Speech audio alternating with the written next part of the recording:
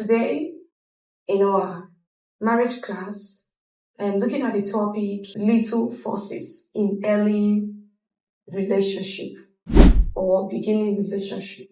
The first 1 to 3 months of every relationship is usually blissful.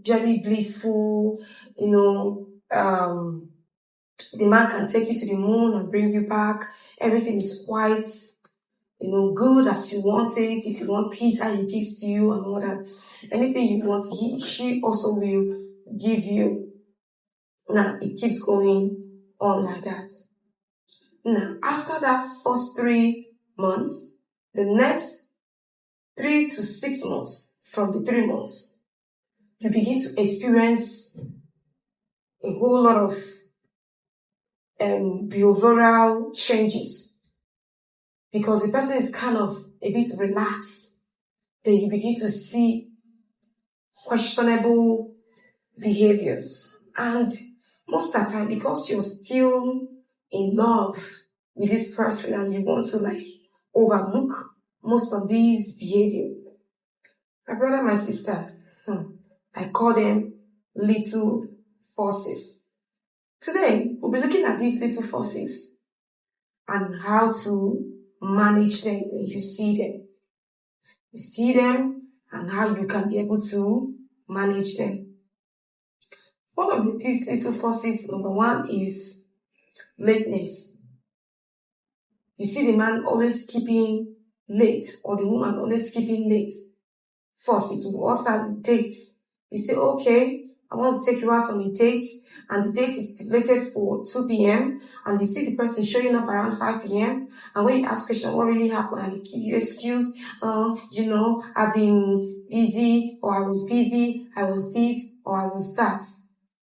And you tend to overlook. No problem. You overlook, you buy into that excuse. The next thing, people will have an appointment. Let's say you're going for an event, a wedding ceremony, a child dedication, a family meeting, and you invite this person. You say, please, the meeting or the event starts by so and so time, and you see the person coming 1 hour, 2 hours, 45 minutes late to the time being given. All this lateness. There are little forces. It can lead to a whole lot of things. Something that is worth doing well. Now you overlook. Number 2 little forces we'll be considering today is forgetfulness. Forgetfulness. Your partner is always being forgetful of important events in your life. For example, your birthdays, your anniversaries, your mother's, your mother's events, or Mother's Sunday for your mother, and all those things. And the person always forgets, even when being told. The person doesn't see it as an important thing.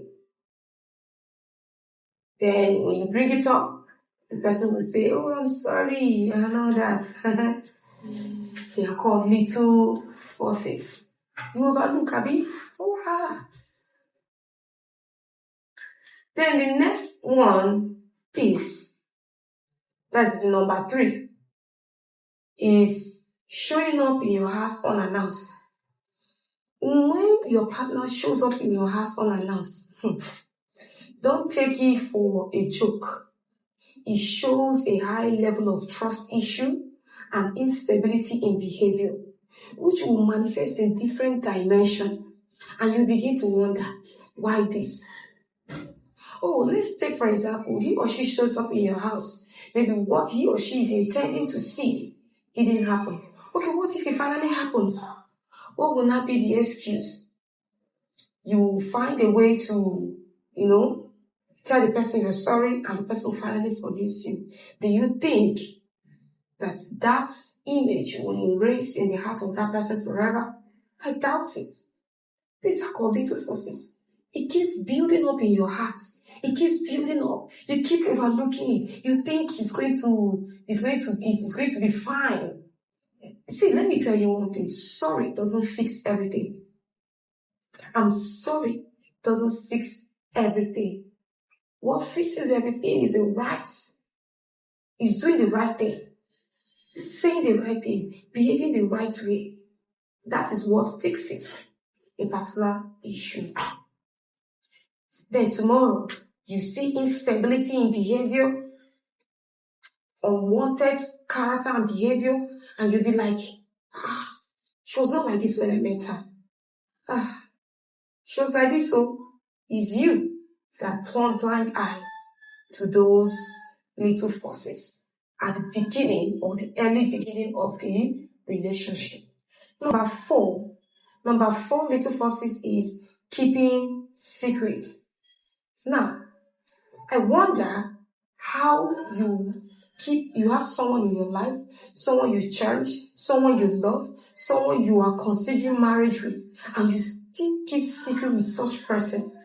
The person needs to find out personal information about you from your past, your promotion, your travel plans, your mother being sick, your financial problems from either your family members, your friends, or even neighbors. You see your partner coming into a compound and you see someone calling your partner, "Ne, come. This person you're dating, do you know that this person is, or this, that happened? Do you know that this, that?" And most times, your partner will see you with uncomfortable behavior and tend to ask you what seems to be the problem. And you say, "Don't worry, you think you're a man, you think you are a strong woman, you can handle it." These are called little secrets. These are called little forces. You keep harboring them. You keep keeping them. These things will mature. It will mature. If you're dating someone that you are not comfortable with to share your problems with, even your past, even though you're telling the person your past, yes, but you have to be very, very logical and very diplomatic about it. Telling the person about your past. Good. So, my brothers, my sister, let's watch these little forces. The fifth little forces in early relationship is reporting you to your family members over every issue. The person seems not to resolve any issue without getting family and friends involved. It shows the person lacks what? Confidence. Because someone with confidence should be able to handle personal issue with the two of you. People should be able to talk it out, find a solution. And if you think that you can solve your personal issue with your partner, you need to involve your family and friends to it. Even neighbors need to hear you. People talk about it. Then get a book. Get a book on conflict resolution. About marriage or relationship. Get to develop yourself. Don't think you do it all. Don't be a mediocre in your relationship.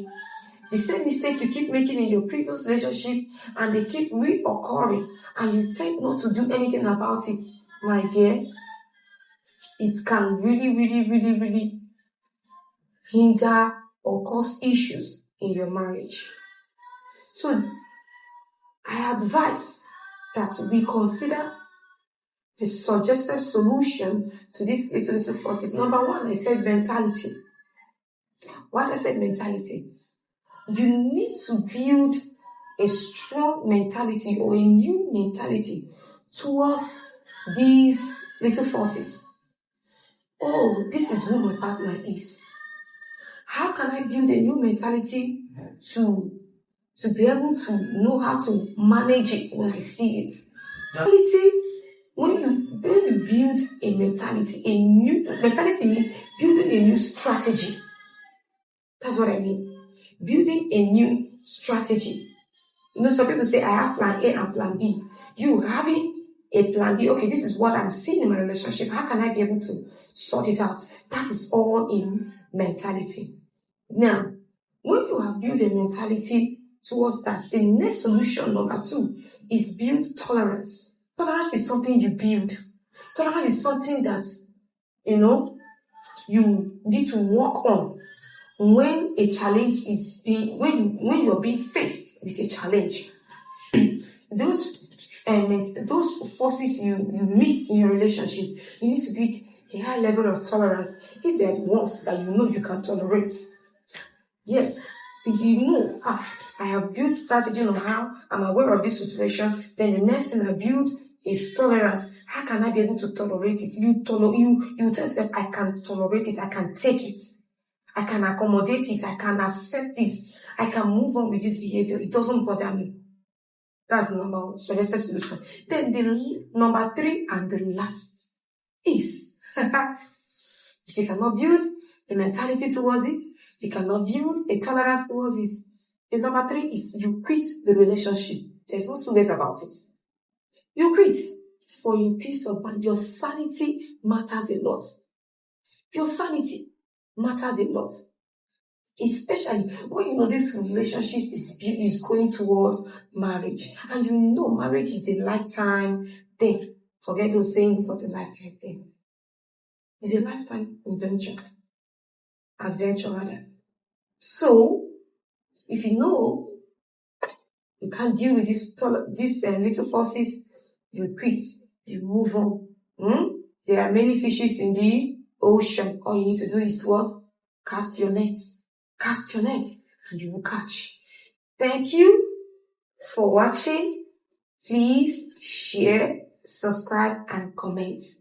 Please, I will need your comment. I will need your question to help you expatiate more on the areas you think that I did not touch. Thank you. God bless you.